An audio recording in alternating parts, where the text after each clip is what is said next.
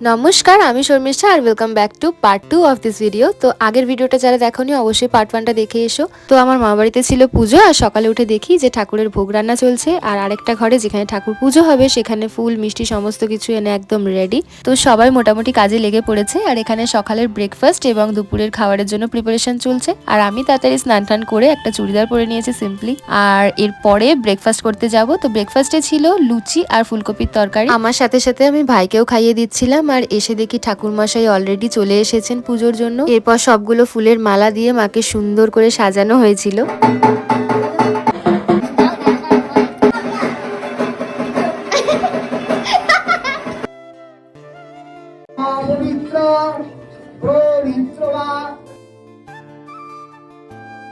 আচ্ছা, এখন তোমরা ভাবছো যে এই পুকুর পাড়ে সবাই মিলে কেন এসছি। তো এখন আমার বড় মামি দণ্ডি কাটবে, আর দণ্ডিটা কি জিনিস বা কেন কাটা হচ্ছে সেটা আমি তোমাদেরকে বলে দিই। আমরা সবাই কোনো না কোনো ভগবান বা ডিভাইন পাওয়ারের প্রতি বিশ্বাস, তো সেই বিশ্বাস নিয়ে যখন আমরা তার কাছে কোনো উইশ চাই এবং সেটা ফুলফিল হয়ে যায়, তারপর তাকে থ্যাংক ইউ বা গ্র্যাটিটিউড জানানোর ধরনটাও তো সবার অন্য অন্য রকমের হয়। সেরকমই একটা ফর্ম হচ্ছে এই দণ্ডি কাটা। আর এটা কিন্তু কোনো রকমের অন্ধবিশ্বাস নয়, এটা ভগবানের প্রতি আমাদের ভক্তি, গ্র্যাটিটিউড এবং বিশ্বাস প্রকাশের মাধ্যম মাত্র।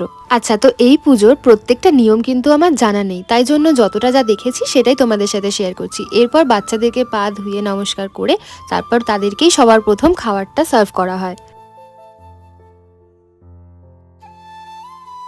খাওয়া দাওয়া শেষে প্রত্যেকটা বাচ্চার জন্য কিন্তু একটা ছোট্ট উপহার ছিল, আর তারপর বাকি অর্ধেক পুজোটাও শুরু হয়ে যায়।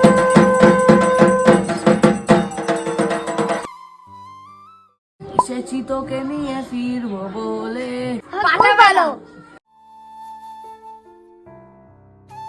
এরপর পুজোর শেষে সবার জন্য খাওয়ার আয়োজন করা হয়েছিল। সেখানে ছিল ফ্রাইড রাইস, আলুর দম, ফুলকপির রোস্ট, বেগুন, আর সাথে পায়েস আর লাড্ডুও ছিল, কিন্তু সেটা আমি খাইনি, তাই আমি ক্লিপটাও নিতে ভুলে গেছি।